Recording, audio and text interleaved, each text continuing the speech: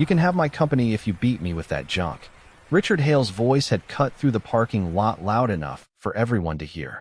An old black janitor stood there calm, holding keys to a battered 1930 Cadillac. Phones went up, whispers spread. Why did Hale want a race? And why did the old man accept so easily? Moments later, something none of them expected started unfolding. Before we go any further, we'd love for you to hit that subscribe button. Your support means the world to us, and it helps us bring you even more powerful stories. Now let's begin. Richard Hale liked control. He liked the way people stepped aside when his red Ferrari rolled into the company lot every morning. But that afternoon, the rhythm shifted. His usual parking space sat occupied by a dusty 1930 Cadillac that looked like it had crawled out of another century. He stopped walking. His guests stopped with him. One of them whispered, "Who parked that relic here?" Hale's jaw tightened. Heat rose off the pavement, and the air smelled like engine oil from the old car. A few employees lingered nearby, murmuring the way people do when something unusual breaks the routine. The owner of the Cadillac, an elderly black janitor named Lewis Carter, walked toward the vehicle with a quiet pace, holding a ring of keys that jingled against his worn work pants. He didn't seem to notice the crowd watching him. He just wiped his hands on a towel, squinted at the faded paint, and unlocked the door. Hale stepped forward. "You parked here." Lewis looked up, confused for half a second, then nodded. All other spaces were filled. Hale laughed. It wasn't a friendly sound. "You thought parking your junk next to a Ferrari was a good idea?" His guests exchanged looks. A phone camera clicked on. Someone whispered, "This is going to be good." Lewis didn't respond. He just adjusted his glasses and checked the Cadillac's mirror like nothing out of the ordinary was happening. That calmness irritated Hale even more. He moved closer, lowering his voice just enough to keep tension sharp. "You know who owns this place?" "Doesn't change where the open space was," Lewis said. His tone stayed flat, almost polite. More employees drifted in, forming a loose circle. A few smirked. One guy muttered, "This old man's about to get cooked." Hale loved the attention. He pointed at both cars.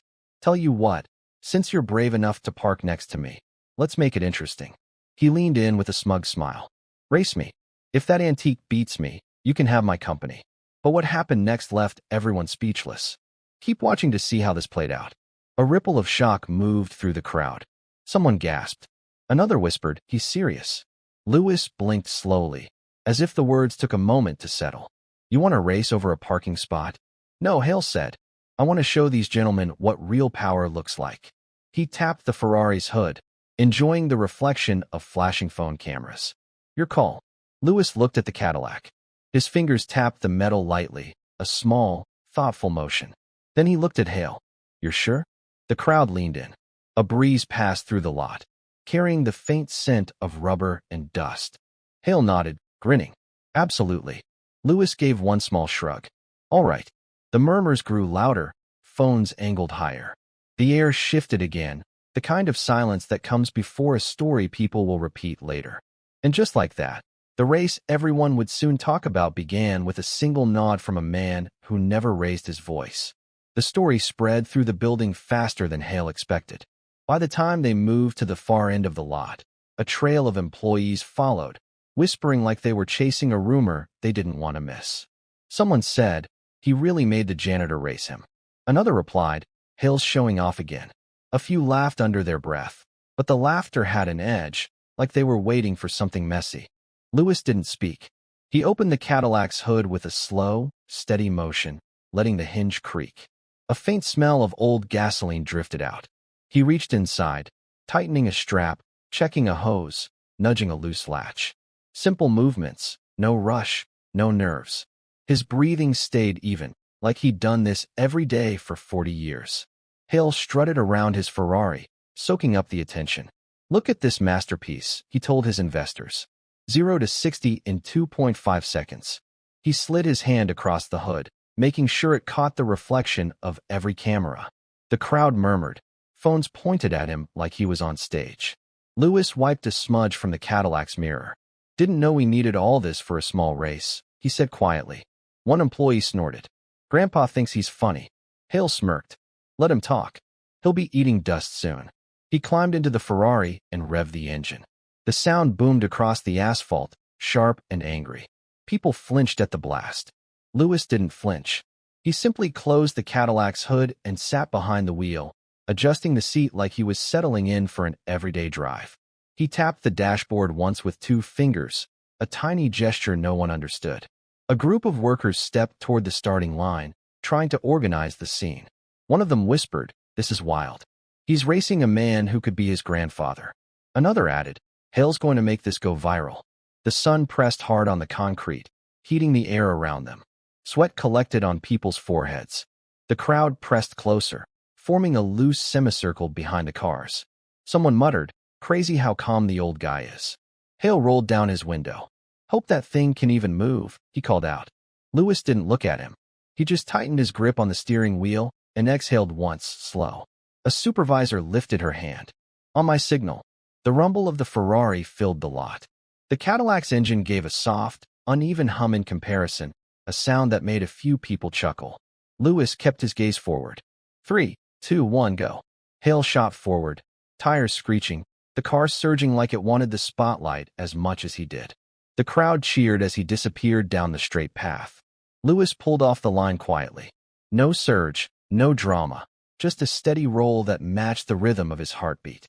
People laughed. "He's not even trying." Another voice said, "Man, this is going to be embarrassing." But Lewis didn't look embarrassed. He looked focused. And for some reason, that quiet focus made a few people stop laughing.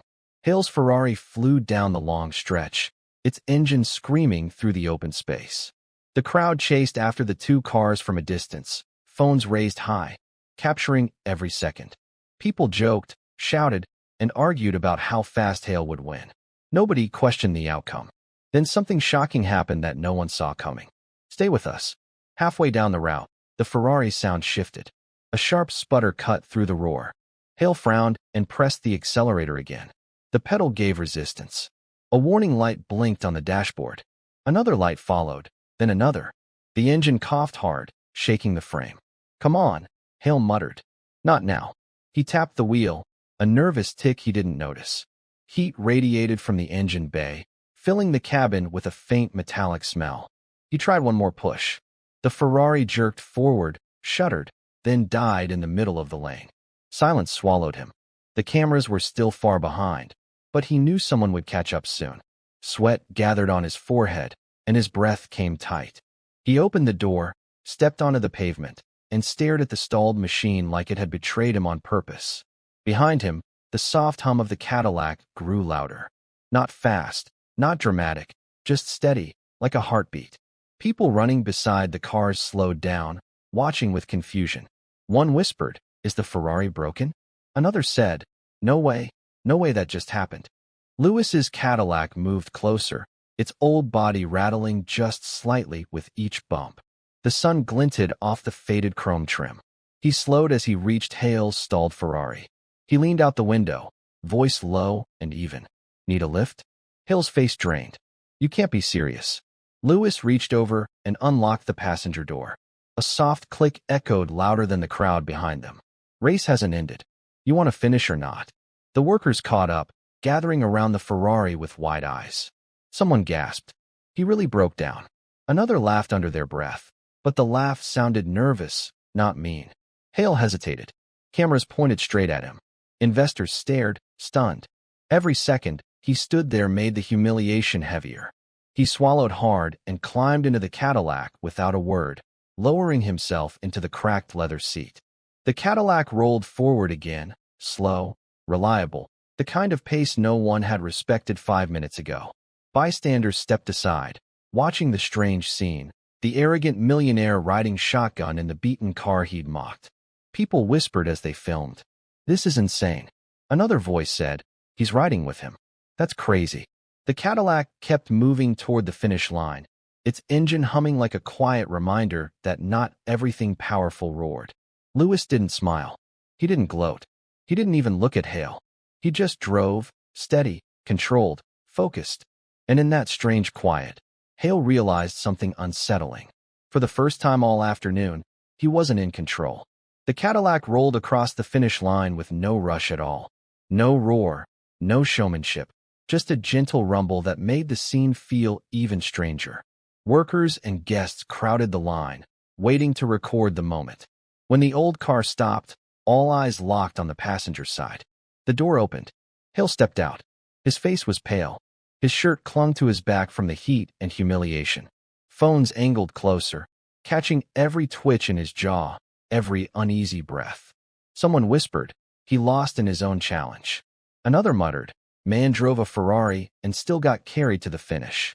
Lewis got out slowly, stretching his legs, rubbing his knee like this was just another workday.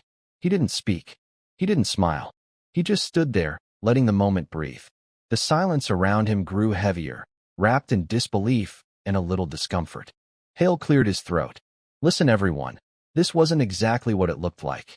His voice cracked. A camera zoomed in. Investors stepped forward, faces tight. One of them said quietly, "Richard, this is bad." Another added, "The board is watching the live stream." Hale tried to form a defense. The Ferrari had a mechanical issue. It wasn't, a young employee cut in. "You said he could have the company if you won." His tone wasn't disrespectful, just factual. Another worker nodded. We all heard it. Hale's lips pressed into a thin line. His hands trembled slightly as he shoved them into his pockets. The weight of the crowd's eyes trapped him. The power he usually commanded slipped through his fingers. Phones kept recording, capturing the slow collapse of a man who built his identity on dominance. Lewis stepped forward at last. He wiped his hands on his towel, looked Hale directly in the eye, and spoke in a steady voice. "I didn't race for your company. I raced because you asked." A murmur ran through the crowd. Someone whispered, "He's letting him off." Another shook their head. "He's different. He's not petty." Lewis continued, "I'm not here to take anything from you. Not your job, not your money. I just wanted to finish what you started." Hale blinked, unsure if he'd heard correctly. The tension in his shoulders loosened just a fraction. But the embarrassment didn't fade. The investors stepped closer. One of them said, "Richard, your behavior today reflects poorly on this company." His voice stayed calm, but sharp. Another added, "You mocked an employee on camera. You caused a public spectacle. You dragged guests into it." The board's chairwoman, who had arrived minutes earlier, crossed her arms. "We can't ignore this level of unprofessional conduct." Hale swallowed. His eyes darted around the crowd, searching for an escape. None appeared. Lewis took one small step back, giving Hale space to face his consequences. No grand speech, no victory pose, just a quiet presence that made the truth harder to avoid. People kept filming in silence. The power shift was complete, and no one needed to announce it. The board met with Hale privately, but the crowd already sensed the outcome. Word spread fast. Suspension, investigation, leadership review. Employees whispered as they drifted back inside, replaying the moment the Cadillac carried Hale past the finish line. Some shook their heads, others smiled a little, unsure how to process such a spotless reversal. Lewis didn't linger. He walked back to his old car, moving with the same quiet rhythm he had before the race.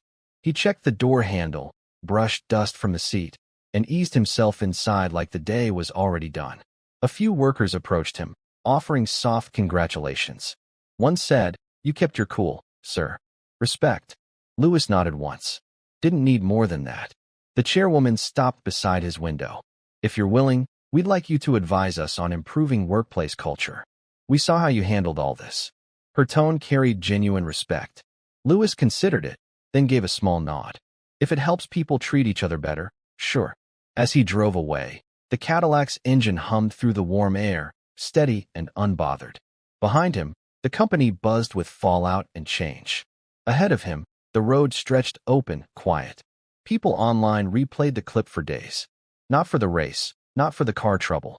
For the moment the millionaire sat in the passenger seat of the man he mocked. The lesson hit harder than any engine roar. Consistency beats pride. Respect outlasts power. And the quietest man in the room can end up steering the whole story. If this moment hit you, don't scroll off. There are more stories on StorySphere where arrogance falls and character wins.